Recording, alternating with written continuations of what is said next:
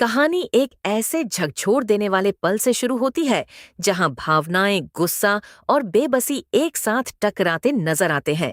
जैसे ही ईशा हिम्मत जुटाकर सूरज का पक्ष लेने के लिए कुछ कहने की कोशिश करती है, सूरज का नाम सुनते ही आकाश के अंदर का गुस्सा फट पड़ता है। उसकी आंखों में जलन और अहंकार साफ दिखाई देता है। बिना एक पल सोचे वह गुस्से में ईशा पर हाथ उठा देता है। थप्पड़ की आवाज पूरे कमरे में गूंज जाती है और अगले ही पल ईशा का सिर पीछे की तरफ झटक कर मेज के कोने से टकरा जाता है। ईशा दर्द से कराह उठती है। उसके माथे से खून बहने लगता है, लेकिन उस पल उसके चेहरे पर दर्द से ज्यादा हैरानी होती है। जैसे उसे यकीन ही नहीं हो रहा कि हालात यहां तक पहुंच चुके हैं। उसकी आंखें भर आती हैं, लेकिन उनमें आंसुओं से ज्यादा टूटन और सवाल छुपे होते हैं। उसी समय बंटी वहां पहुंचता है। वह ईशा का सामान देने आया होता है, लेकिन जैसे ही उसकी नजर खुले दरवाजे से अंदर जाती है, नई वह जो देखता है उससे उसका खून खौल उठता है। उसकी आंखों के सामने ईशा की बेबसी और आकाश की बेरहमी एक साथ नजर आती है। वह खुद को रोक नहीं पाता और गुस्से में सीधे कमरे के अंदर घुस जाता है। बंटी का गुस्सा अब काबू से बाहर होता है। वह बिना कुछ सोचे आकाश का कॉलर पकड़ लेता है और गुस्से में चिल्लाते हुए कहता है कि उसकी हिम्मत कैसे हुई ईशा भाभी पर हाथ उठाने की। उसकी आवाज में सिर्फ गुस्सा नहीं, बल्कि अपनेपन का दर्द भी झलकता है।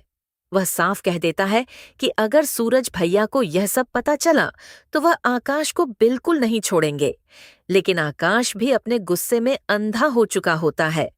वह बंटी का हाथ झटक देता है, नन जैसे उसे किसी की परवाह ही न हो। उसके चेहरे पर अब भी वही घमंड और गुस्सा बना रहता है। ये देखकर बंटी और भड़क उठता है। उसे लगता है कि अब सच छुपाना गलत होगा।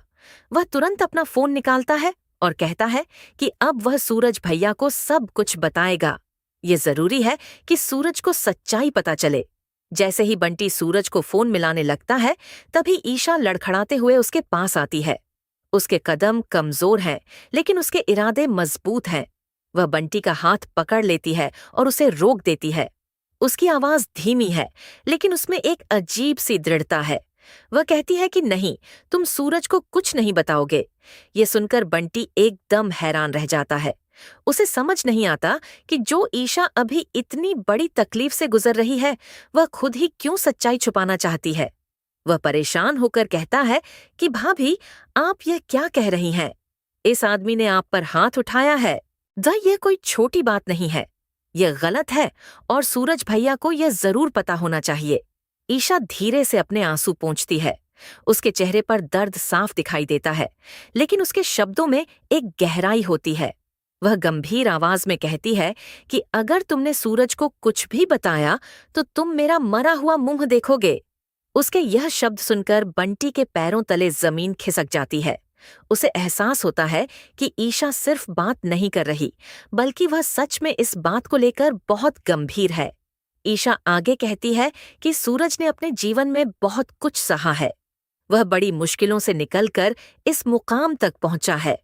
अगर उसे यह पता चला कि आकाश ने उसके साथ ऐसा किया है, नहीं तो वह खुद को रोक नहीं पाएगा। उसका गुस्सा उसे ऐसी राह पर ले जाएगा जहां से वापस आना मुश्किल होगा। वह आकाश को बर्बाद कर देगा और शायद खुद भी बर्बाद हो जाएगा। यह सुनकर बंटी पूरी तरह से उलझ जाता है। उसके सामने एक बड़ा सवाल खड़ा हो जाता है। एक तरफ उसका फर्ज है कि वह अपने दोस्त सूरज को सच्चाई बताए, और दूसरी तरफ ईशा की वह कसम जो उसे अंदर तक हिला देती है। वह समझ नहीं पाता कि सही क्या है और गलत क्या। वह एक नजर ईशा के माथे के जख्म पर डालता है, जहां से अब भी खून बह रहा है। फिर वह आकाश की तरफ देखता है, जो अब भी गुस्से में उसे घूर रहा होता है। कमरे का माहौल भारी हो चुका होता है। हर पल जैसे किसी बड़े फैसले का इंतजार कर रहा होता है। बंटी कुछ पल वहीं खड़ा रहता है। उसके चेहरे पर दुविधा साफ नजर आती है।